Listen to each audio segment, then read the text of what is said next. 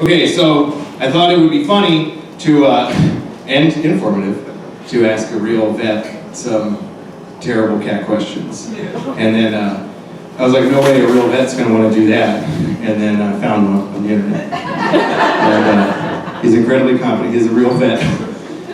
He does real vet stuff, mostly with cats. And he's incredibly nice to be here. Please welcome to the stage Dr. Brett Levitzke, everybody.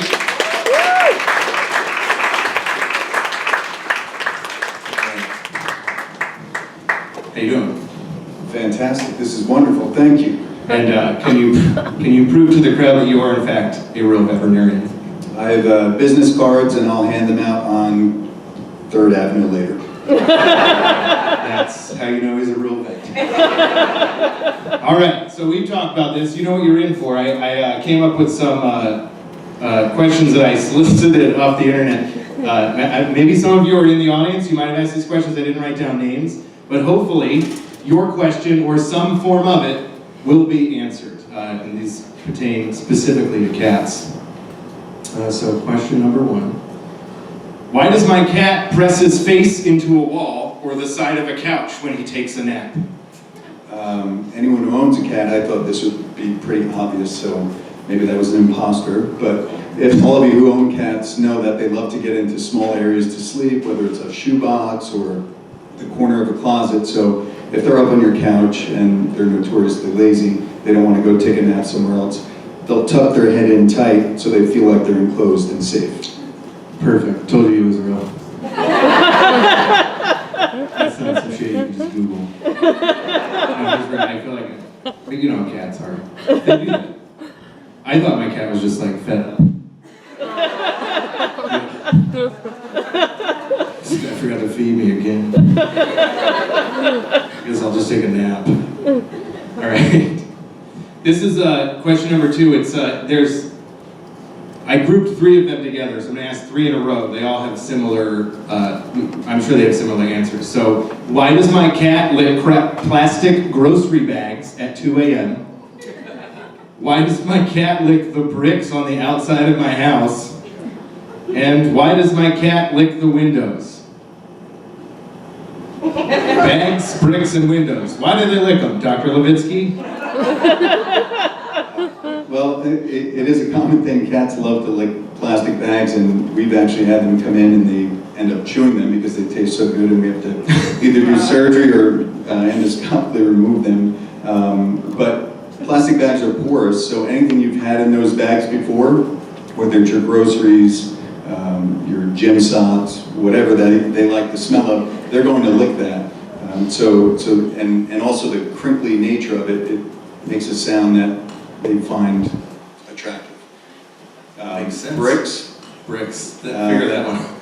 They're porous, but you don't put food in them. No, but maybe another cat came by in the neighborhood and urinated on them. Not to be gross and stuff.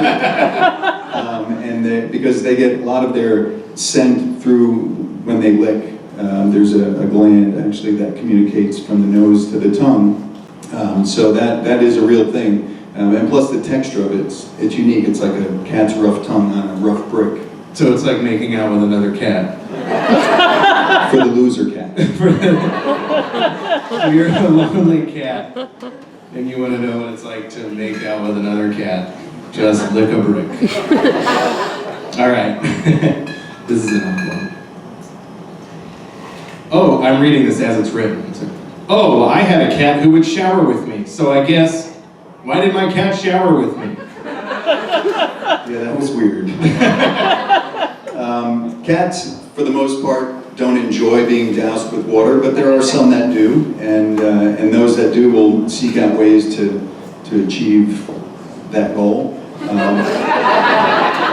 And the one most obvious way would be a shower. I don't know what I would do if my cat jumped in the shower with me. I mean, I'd probably videotape it. I think that would go super viral. Cool, thank you.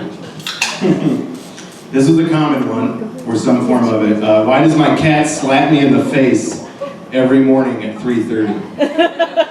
And the same thing happens to me until I push her over to my girlfriend's side, and then she kicks me and I end up losing either way. But cats, this is another obvious one. Cats are nocturnal. So if you don't give them things to do during the day, like you're working and earning a living, so you can pay for their food and litter and so forth, they're going to want to do something at night, kind of like me and my girlfriend. Wake up.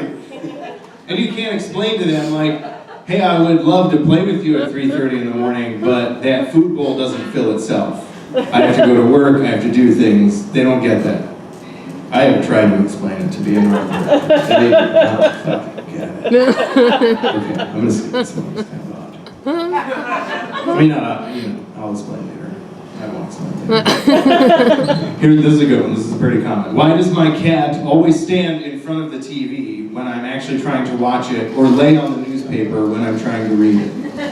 Well, cats have a reputation of being aloof and don't want interaction, but what's the first thing you do when they're standing on your newspaper or on your computer is you interact with them. So they don't know the difference between you being pissed off at them or annoyed and playing with them, so they'll figure it out. Right. They just want to get in the way of your Facebooking. My cat likes to watch me edit videos of him. He's incredibly good. Why are cats scared of cucumbers? Well, in the wild, the large cats have very few predators, one of which is a cucumber.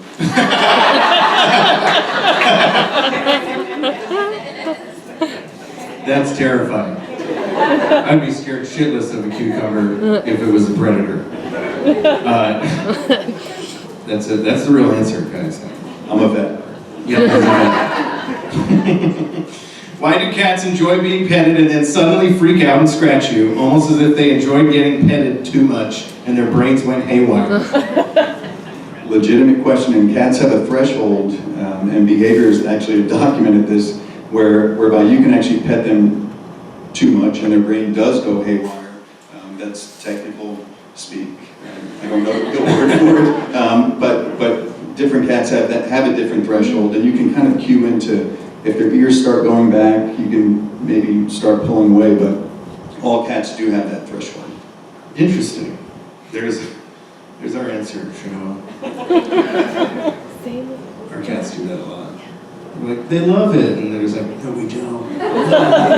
Blood. Oh, here, this is a good one. Why won't my cat stop talking about Tower 7?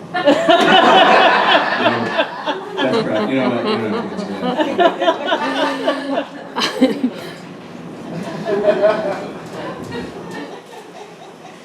Okay. This is another one that somebody else asked that is also particular to my gray cat. Why do cats like eating earwax? Why? 3 question marks. Is that... So your cat does that? Okay, so my cat doesn't eat earwax like out of my ear. He digs for dirty Qtips, and he will literally dive into a trash bag, submerge himself, and then resurface holding a Q-tip in his mouth, like a pearl diver. And he's ripped through garbage bags to get at them, and it's not like we have a bunch of wad of Q-tips, and there'd be one Q-tip amongst a million other, assumingly like sensually provoking things. But if he goes after the earwax, is that a? It's a thing. Okay. and the real answer is that our glands in our ear canals produce fatty acids and proteins that make up that wax. So we think of it as wax, but it's not really just wax. It's basically a delicious, smelly cat treat. Proteins and fatty acids. We've been paying for treats this whole time, right? It's just been sitting in our ear canals. I've got an idea.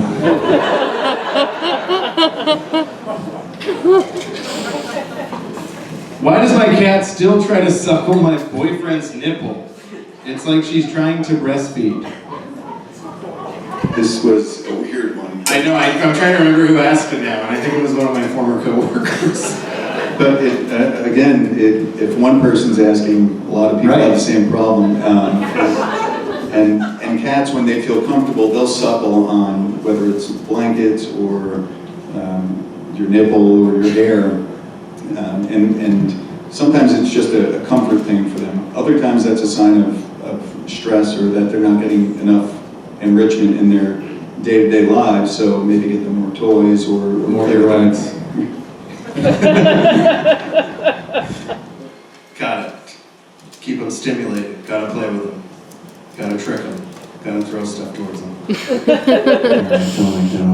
Oh, this is good. This is helpful. This is a helpful question. My kitty has diabetes, so I need to take him home with me for the holidays. What's the best way to keep him calm on a road trip? Not the fake suppository I gave the cat in the fictional scene previously. By the way, I've never given a cat any sort of tranquilizer to take its picture. I just talk to it in a very even tone as I'm talking to you now. And then just shut down and stare at me like you're doing here. So yeah, how do you chill a cat out on a road trip? Well, cats with any new experience, they're no different than we are. They're creatures of habit. If you make them comfortable, they're going to be okay for that trip. In other words, if you keep them in a semi-confined area, you don't want them just walking around the car with a t-shirt that you've worn, wipe some earwax on it, their favorite blanket, just things that will make them feel comfortable for that trip to remind them of home. Cool. Excellent. All right, I think that's it for the questions, but I mean, you're more than just a guy we ask questions, so you're like a real vet, and you do helpful things for the cats of the world. And go ahead and tell us what you do. I agreed to do this only if I could give a 30-second plug for our non-profit. You totally agreed to do it otherwise. I said, please, talk about good things, because there's a lot of cats out there. It was a lead-in. We have a non-profit out of our hospital called Positive Tails. It's positivetails.org, where we help the dogs and cats of Brooklyn for clients that can't afford specialized care for their pets who need it, strays who need care and who otherwise are left on their own, and also abused animals, which we unfortunately run across. So positivetails.org, take a look. And we'll be having a fundraiser in February. Awesome. And where's your practice? Verg, it's on Warren Street, but honestly, the more important thing is the nonprofit, Great. Positive Tails. Okay, cool. Thank you. Dr. Levitzke, everybody.